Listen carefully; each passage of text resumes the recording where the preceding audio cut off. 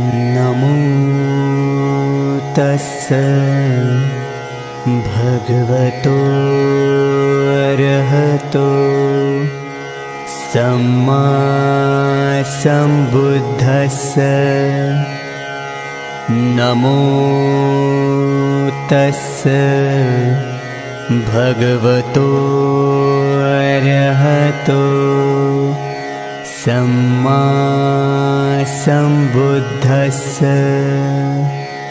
नमो तस्स भगवतो अरहतो सम्मा सम्बुद्धस्स।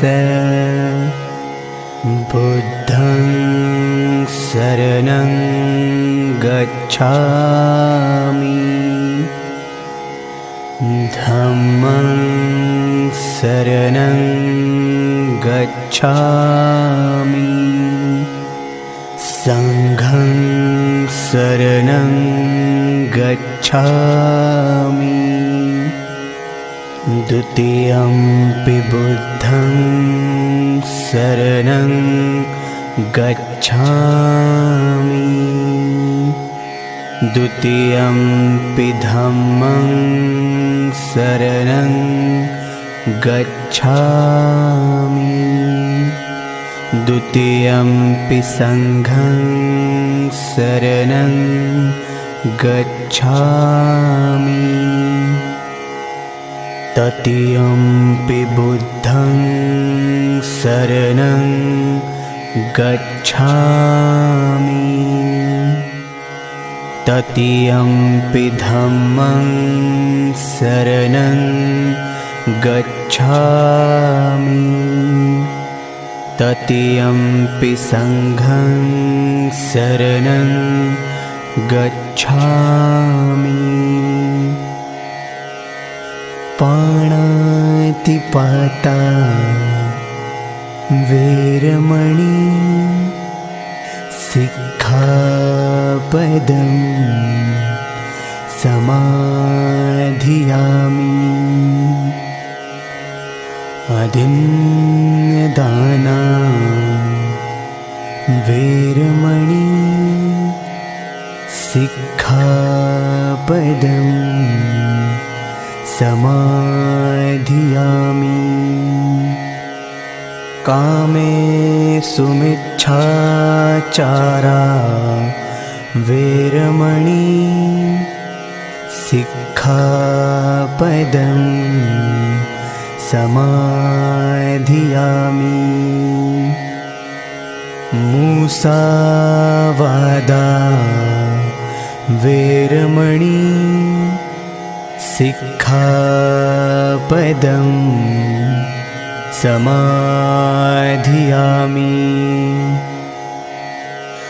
सुरामेरयमज्जपमादठाना वेरमणि सिक्खापदं समाधियामि सर्वपापस्य अकरणं कुशलस्य उपसम्पदा सच्चित्तपरियोदपणम् एतं बुद्धान् शासनम् साधु साधु साधु.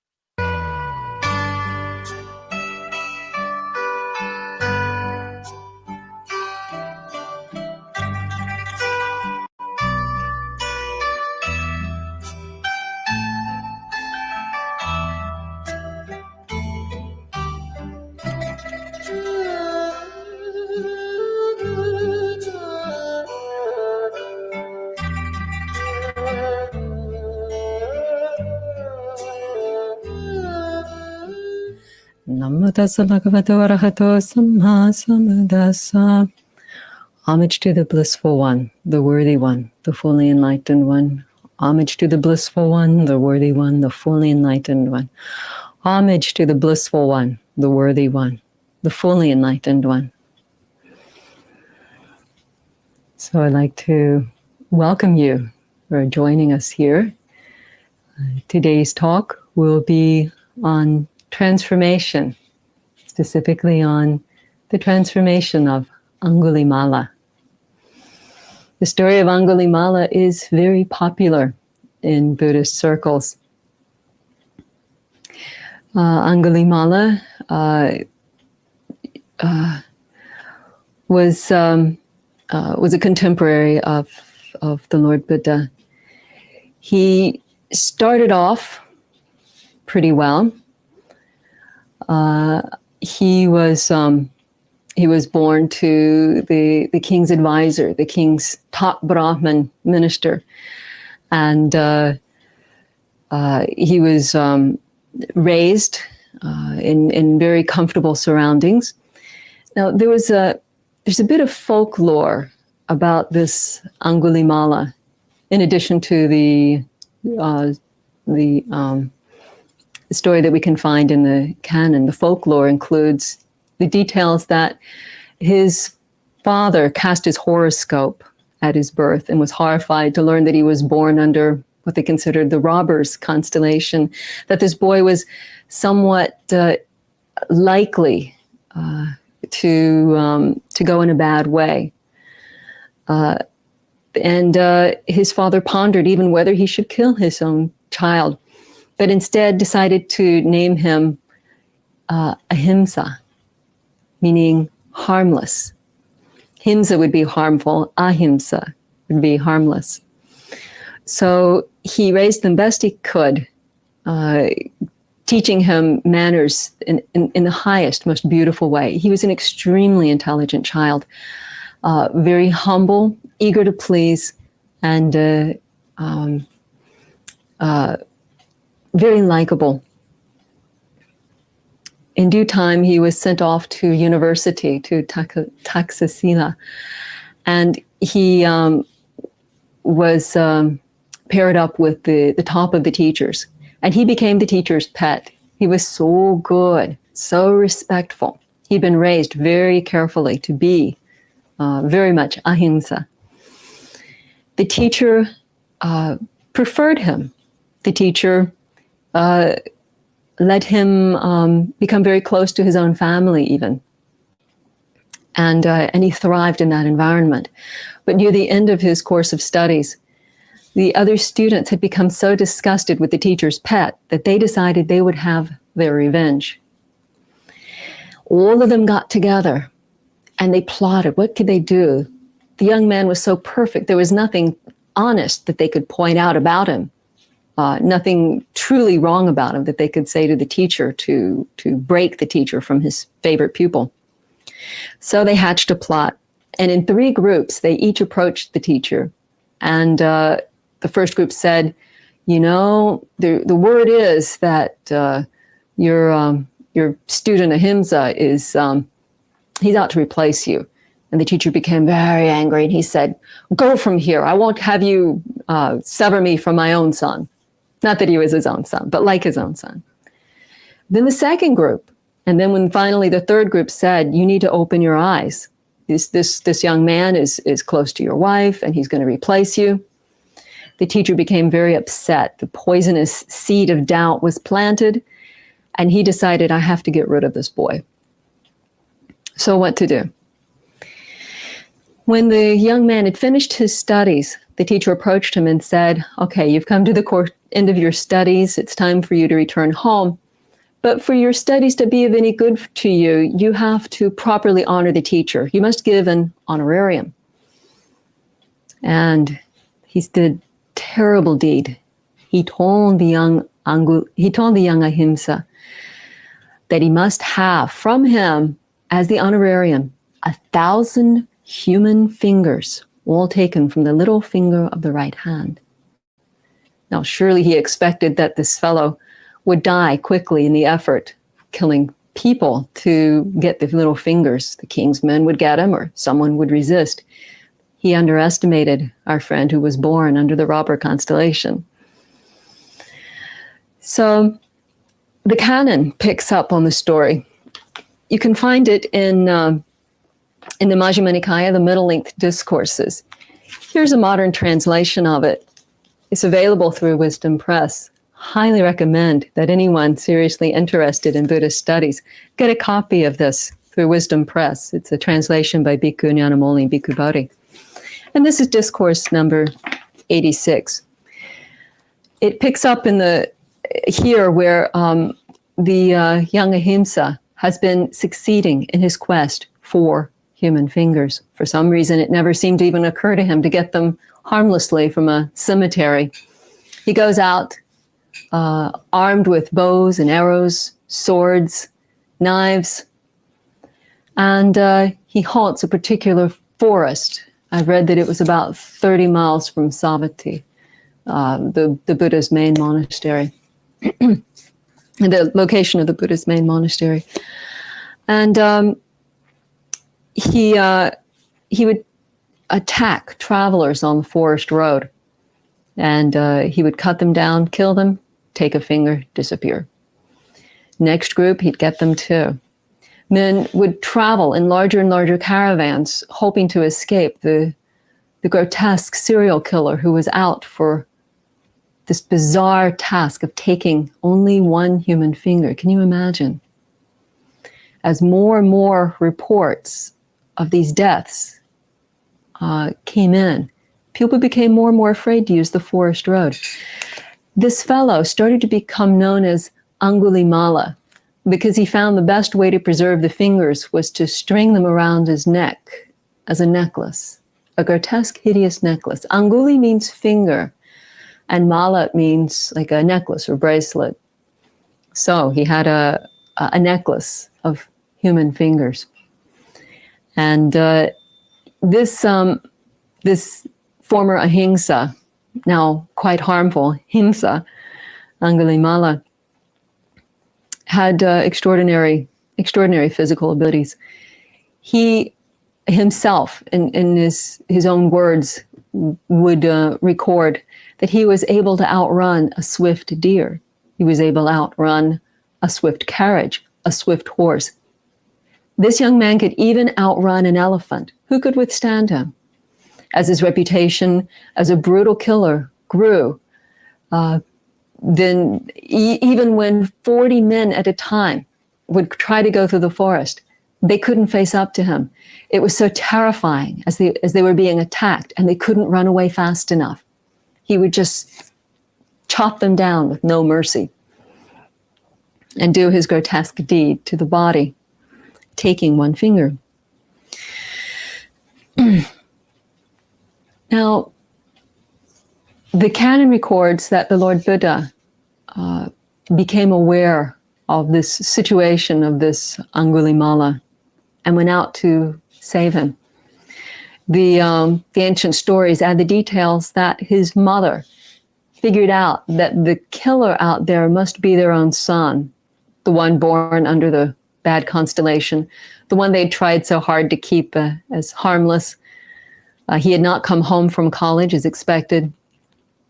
She said to her husband, "It must surely be our son that's out there. We must go convince him to stop his evil ways." And her husband, the father, said, "The king can have him. I'll have nothing more to do with him." But a mother's love is deep, and she went out herself, a well-born lady, delicate, out on the roads alone, to face the serial killer, certain it may be her son, to save him. So the thing is, he was so depraved at this point, having killed hundreds of men, women, and children, that even it being his own dear loving mother was not going to be enough to stop him. Now, once he had terrorized the roadway for a period of time, people were no longer coming that route. People would not even gather firewood in the forest. So he started raiding villages in the night. Entire villages emptied. So he would go reach a little further. The entire district was becoming emptied of people. Refugees of his gruesome acts were flooding into Savatthi, and they were surrounding the king's palace, demanding that something be done. So it's at this time when the pressure has built up on the king, and he's rounding up an army to face this fellow. And his mother has gone out to save him. It's at this same time he has 999 fingers. He needs one more. And as he needs that one more, he sees his own mother coming. And what is he going to do? He'll kill his own mother. But then he sees someone else. A lone recluse, a fellow with shaved head and a saffron robe, walking alone. And he thought, well, this is amazing. This is a marvelous thing. Here's a fellow alone. Even in a group of 30, 40, they cannot withstand me. And yet this one is by himself. Surely I'll take his life. So he took his sword and his shield, and he buckled on all of his weaponry, and he ran after this lone recluse, not knowing that it's the Buddha. Now, I've read that it was about the 20th year of the Buddha's teaching career. He was well known at this point. This Angulimala didn't recognize this monk as being the Lord Buddha himself, but he could tell that he was part of that community of monks that was headed by the Buddha. So Angulimala, who can outrun a deer, a carriage, a horse, even an elephant, ran after the Lord Buddha. And the Lord Buddha walked calmly along, serene, unperturbed.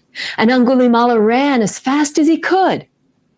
But he couldn't quite catch up to the Buddha, who was walking serene, unperturbed. And Angulimala says, what is this?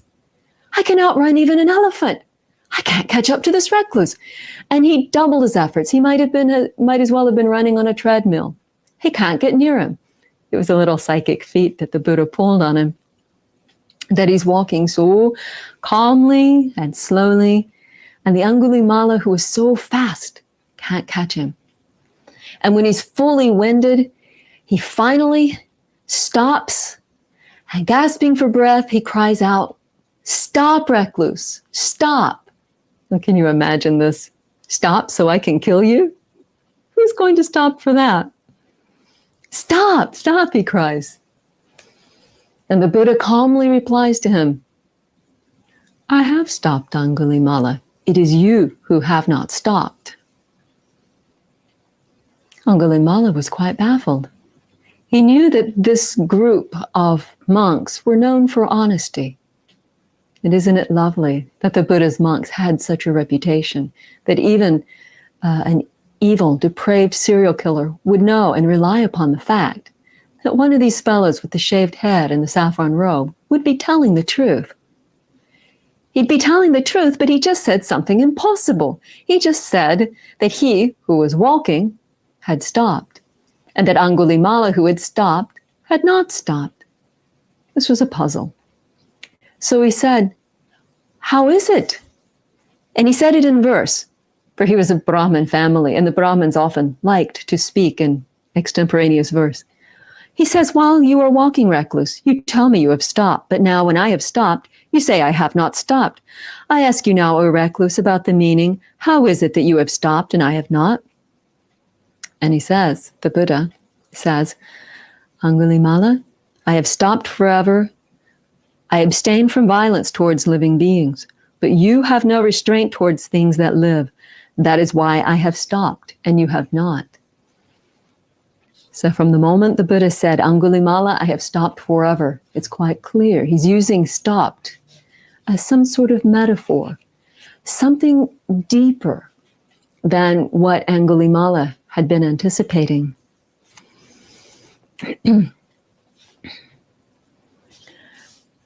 And he realized there was something very special about this monk, this one who has stopped. He could see now that it must be a psychic power that caused him to be unable to catch up with this ascetic monk. And he realized there's something deep and powerful in this having stopped. For it is understood, I think, was understood in those times, that the pains of life continue in cycles, from life to life, birth to death. There's so much pain in life. And there's more pain in the next life, and again. And so if one could actually stop the cycle of pain and live out this life in happiness, that would be the best thing. This monk has stopped. What can he mean with this?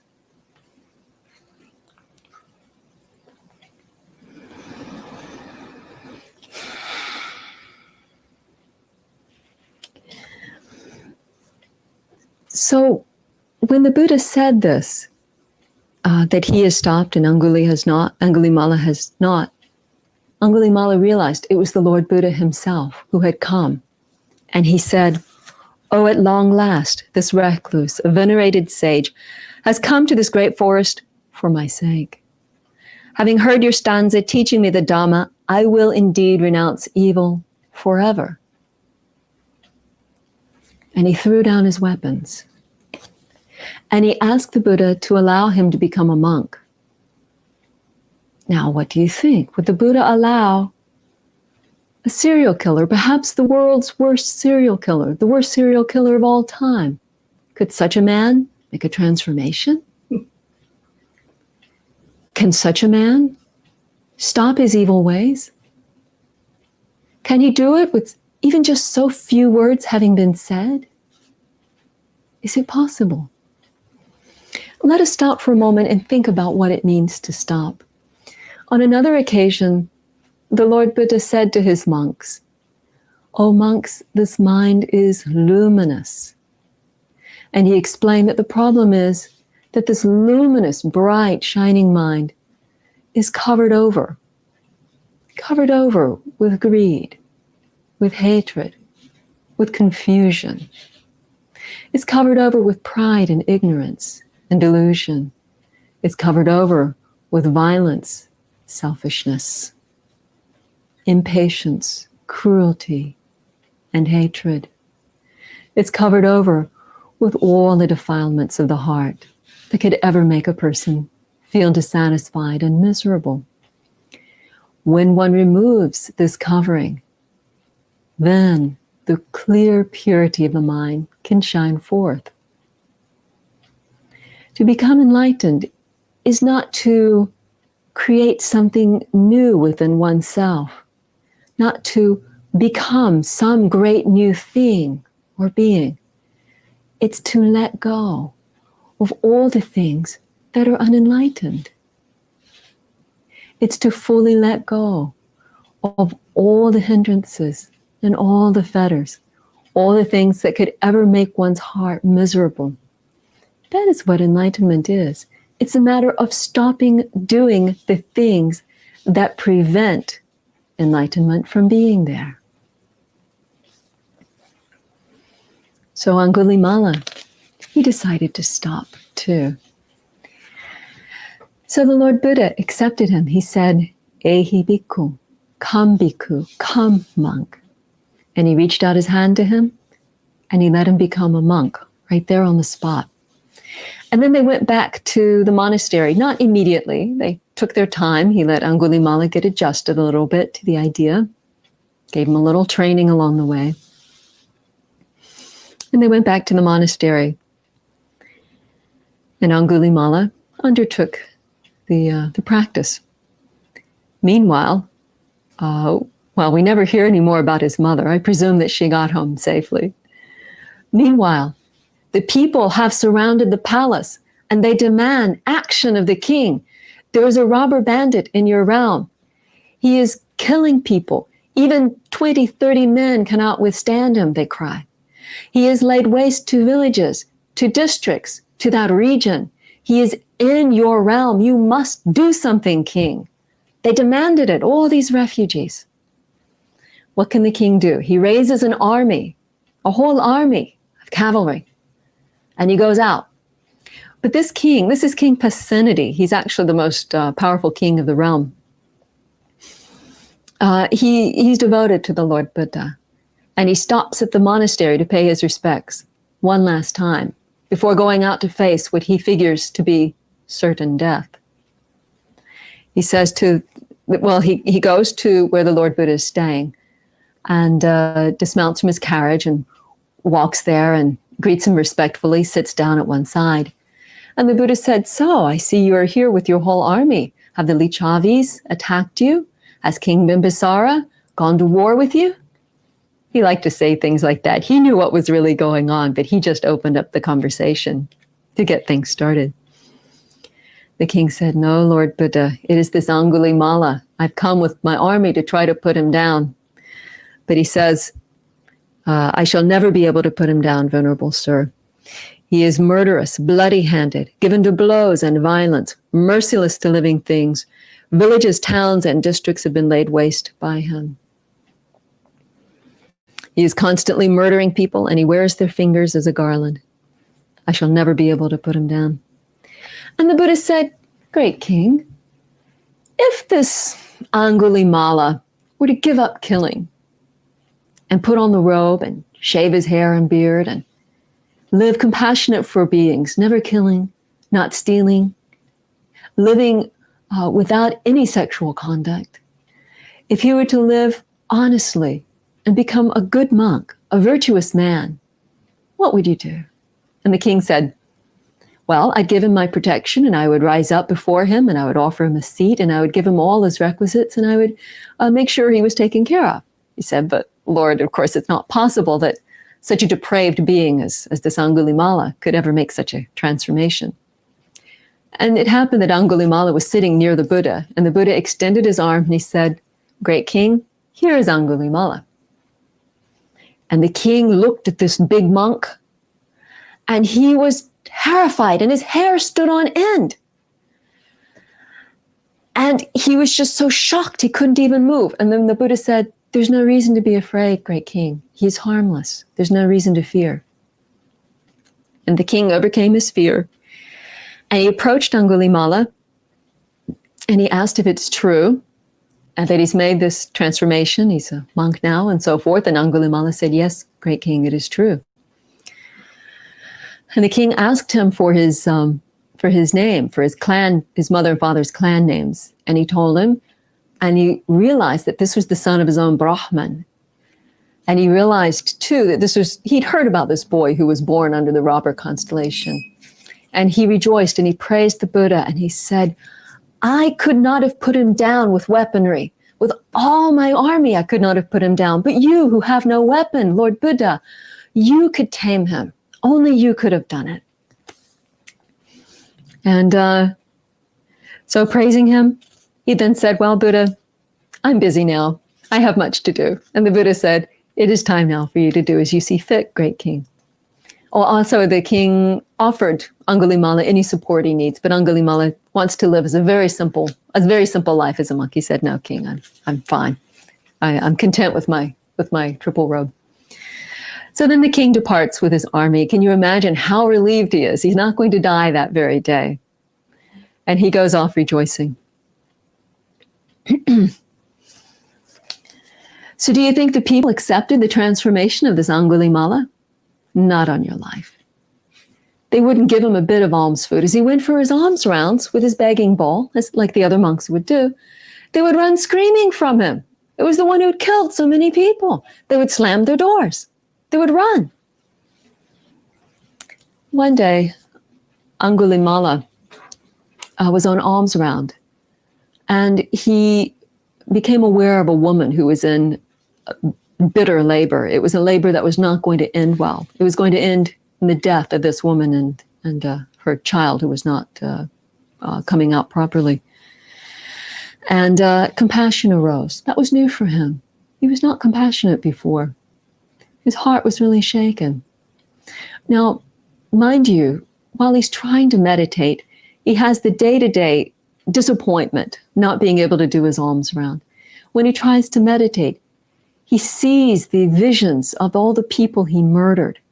He sees them flailing around, their arms and legs shaking in terror. He sees them saying things like, please, I have many children, don't kill me. And he killed them anyway.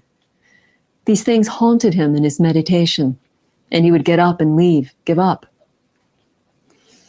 The Buddha came up with a plan to help him. He said, so, you notice this woman in labor. Go to her and say to her, sister, from the time of my birth, I've never killed a living being. By the power of this truth, may you and the child be well. He said, I can't say that. And the Buddha said, say from the time of my noble rebirth, I've never killed a living being. By this truth, may you and your baby be well.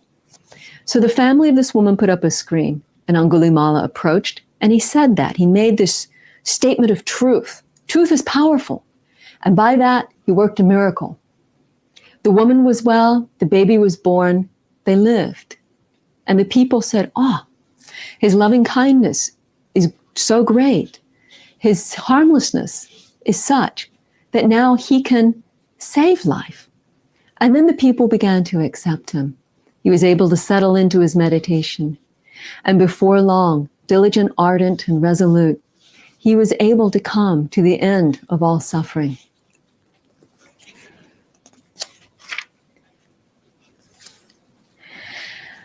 And he says that he spoke some verses talking about what a beautiful life he has now.